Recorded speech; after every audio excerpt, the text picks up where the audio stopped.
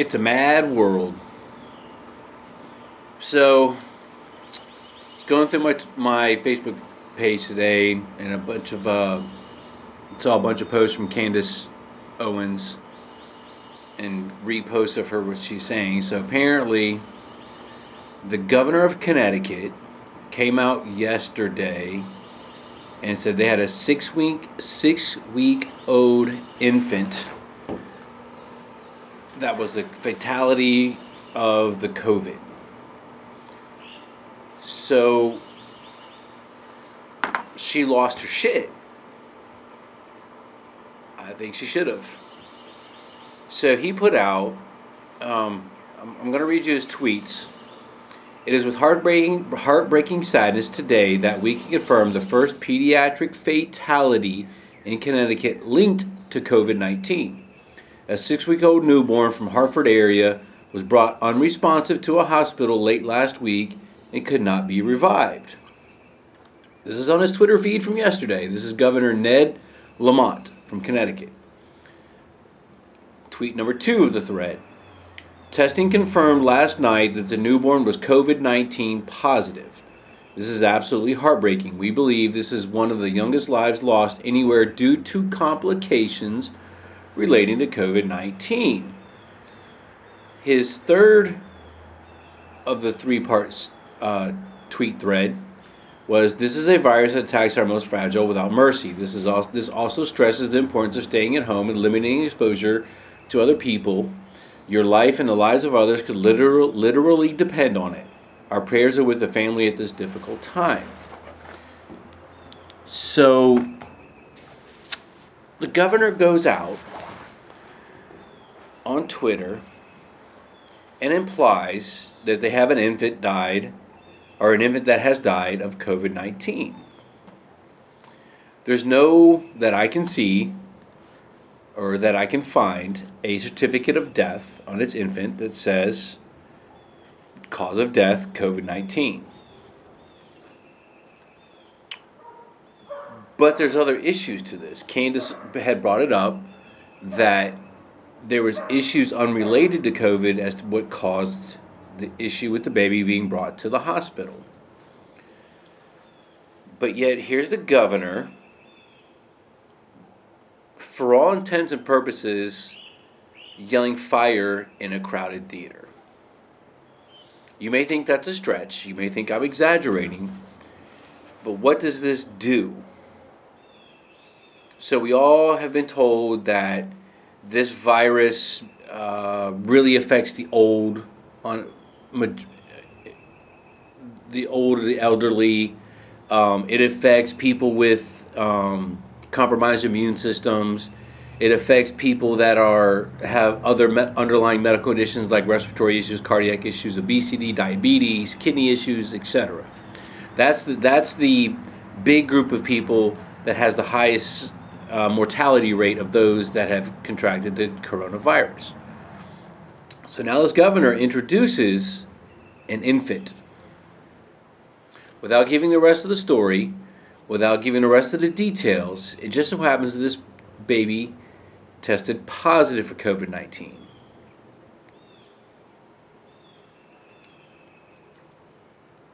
As a governor, you're a leader of your state. Why are you posting something like that on Twitter? That was yesterday. His Twitter thread was yesterday, April the 1st. I'm sorry, 2 days ago, April the 1st. Well, today he held a press conference and was called out on it. There's a reporter who asked him about that incident. He deferred to one of his doctors. The doctor basically tap danced. I said, we don't know the actual cause of death, and even if we did know the cause of death because of HIPAA, we can't release it. I've got multiple HIPAA certs. You cannot divulge, without the consent of the individual and or the guardian of an underage individual, any type of diagnosis, cause of death, etc., without their permission. However, you can report from a hospital number of deaths and what they are from, as long as you don't link a name or a patient to it. As a matter of fact, hospitals have to report that information to entities like CDC, the National Health Organization, that kind of stuff, because all that stuff is tracked. So what did this child die of?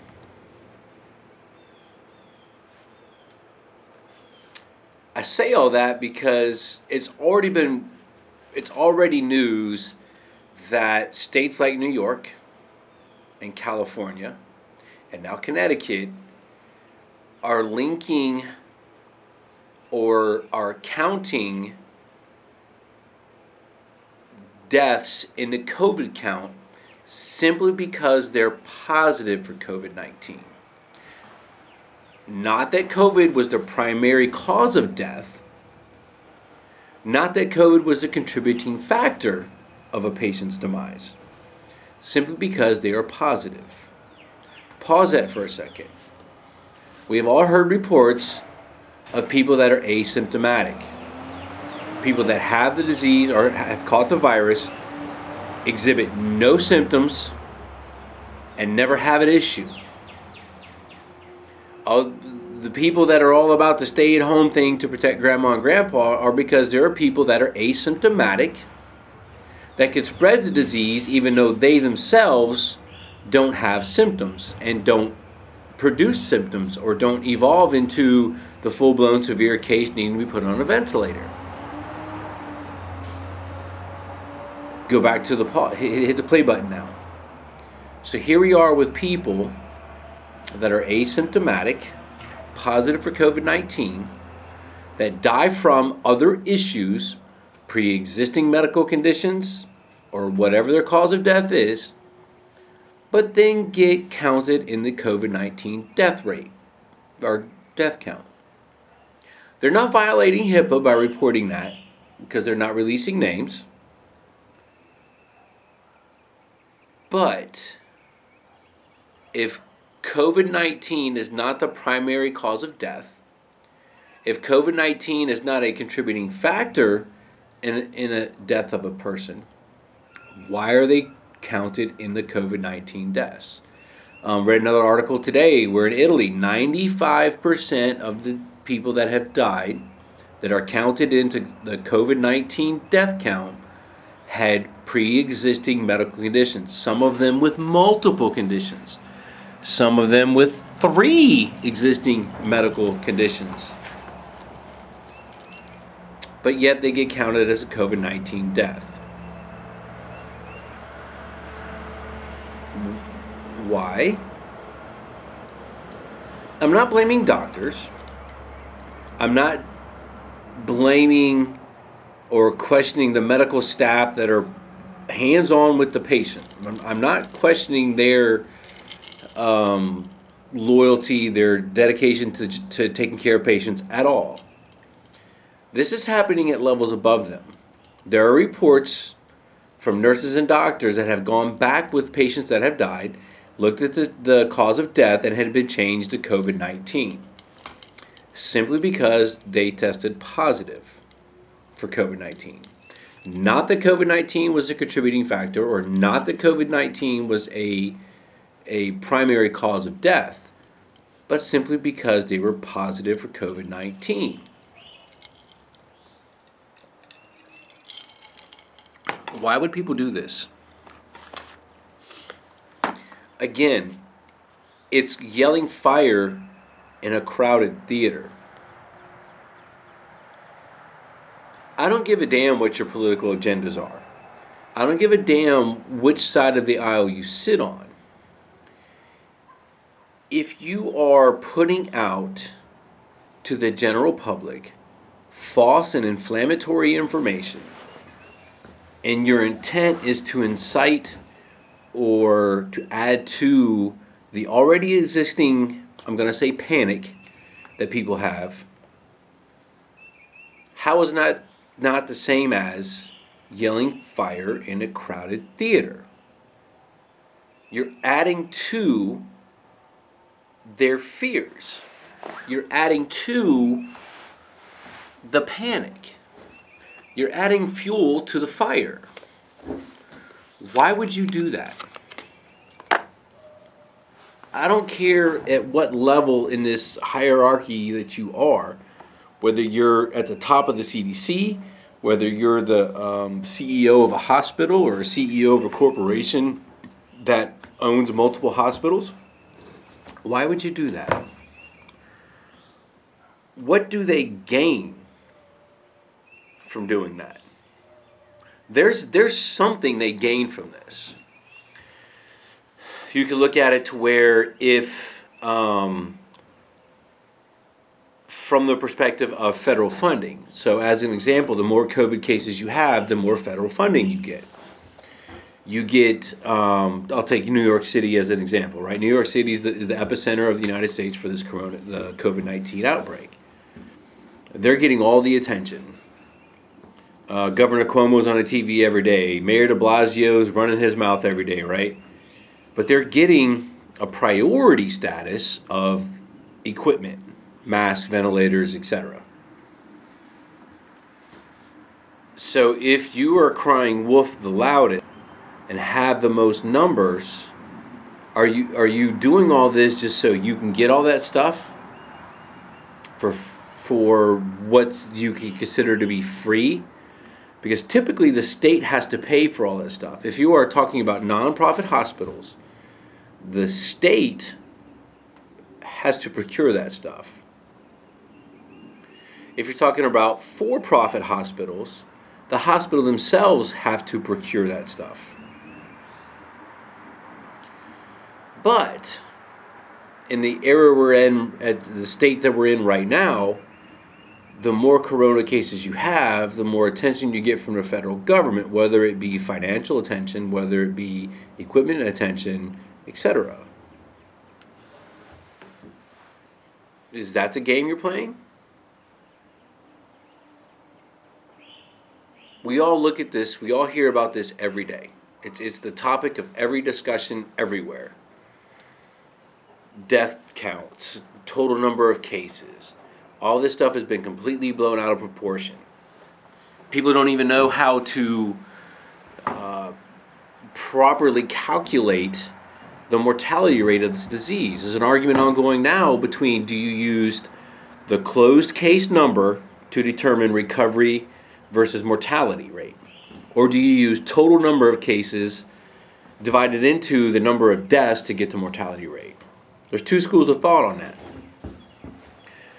But now we have to question the number of deaths that are counted in the corona count.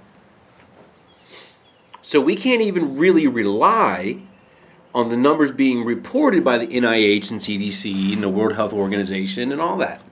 We can't. So what are we stuck with? We're stuck with not knowing shit.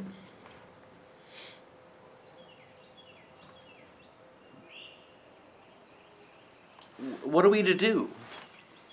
Businesses are shutting down. Businesses are closing their doors. Some temporary, some permanent. 6.6 million people applying for unemployment insurance now because of all this corona stuff. The economy's in the fucking tank. The oil industry, the petrol industry's in a huge downward spiral. The backbone economies that make up our market are in a downward spiral, all because of this stuff. People can't go to work because they're deemed non-essential. Businesses can't stay open because they're deemed non-essential. You can't go to public parks. You can't go to public beaches. You got state mandated, shelter-in-place orders going around now, and that's growing now too. Multiple states are jumping into this thing, all because of this coronavirus and how deadly it is, and how big of a threat it is to our general public and general population. Based on what? Based on the mortality rate, based on the contagion rate, which still is up in arms, or still up for debate. Nobody knows what it is yet. now we can't even trust the validity of the information being sent up to the NIH and CDC and WHO, because there's cases now coming out in multiple states of COVID deaths that aren't really COVID deaths. And they're not even cases to where COVID was a contributing factor, i.e. you have a cardiac issue, a pre-existing condition, and you catch the coronavirus and you start having respiratory issues because of the coronavirus. That puts additional stress on your existing cardiac issue, which causes you to go to cardiac arrest and die. Okay, that's a contributing factor. I got it. But now, simply because you test positive corona, or positive for corona, and you're asymptomatic, but you die from existing medical conditions or whatever it is you die from, not specifically related to the coronavirus, you're now counted in the corona deaths. How are we to trust anything? We all know governments are a colossal clusterfuck. We all know there's more bureaucratic red tape in a governmental agency than anywhere else on the planet. Now we have this to deal with. And people still wonder why I question this constantly.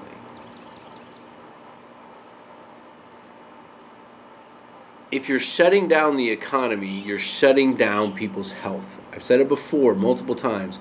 Your health and the economy is tied hand in hand. You can't have one without the other. You cannot be healthy and have a shitty market or a shitty economy.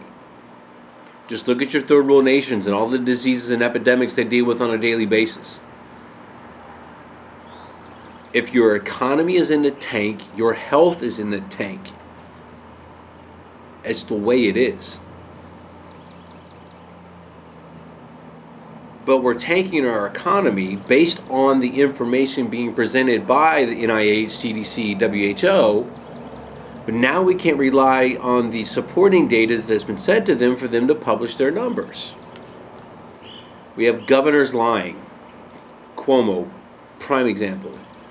Ned Lamont from Connecticut, prime example.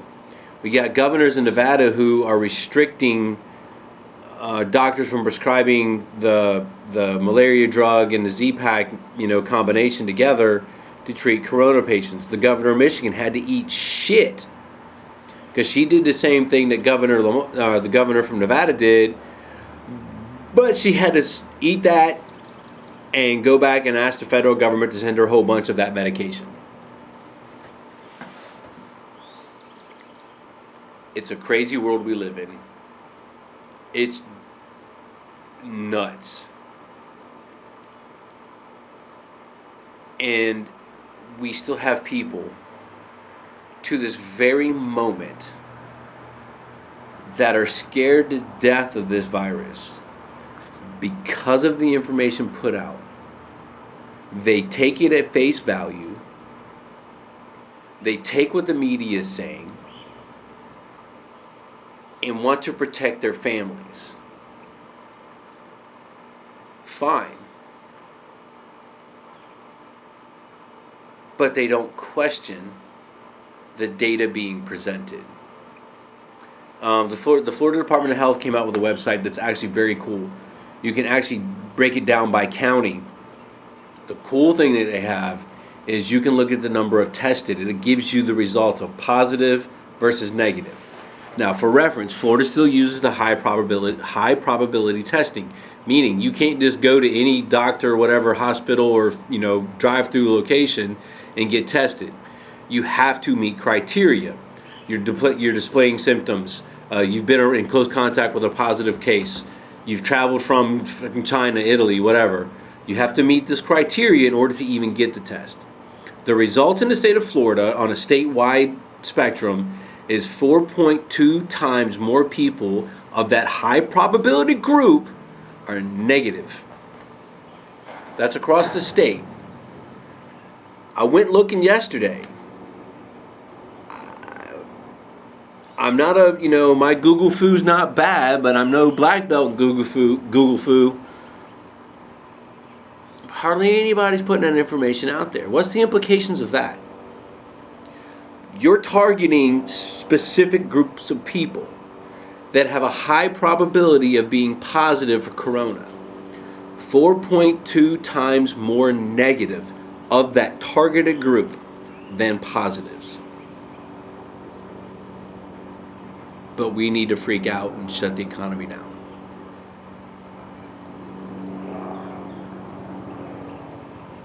Think of the implications of this. One thing you still have an extremely hard time trying to find or getting your hands on is recovery rate. There's reasons for it. You got people that are corona or COVID-19 positive, but they don't have the severe symptoms. The doctors are telling them to stay at home and self-quarantine, right?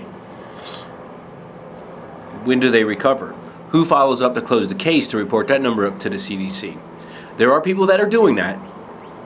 But if Joe Blow, positive COVID-19 person, is self-quarantined at home and says, oh, I feel better, I'm going back to work, is that a closed case? The people that have been hospitalized and have been on ventilators and all the other stuff that's going on, and they recover, or they got the malaria Z-Pack combination prescription and they recovered, they're tracked by the hospital, so they get the closed case. But if you look at numbers, you look at total tested positive, total closed cases. Of the closed cases, you have recover and you have deaths. But the gap between positive and cases is extreme. There's a huge discrepancy, and people don't question it. I don't know if you even think in that regard to, okay, well, time out. Why do we have this huge discrepancy? So yes, you have people that are in the very beginning of the corona, tested positive, just got it 2 days ago, so now they have to go through this 2-week process of, lungs being eaten and all, whatever, to get cured and or unfortunately die from it in order to get a closed case. Look at the numbers. Numbers don't lie. People do.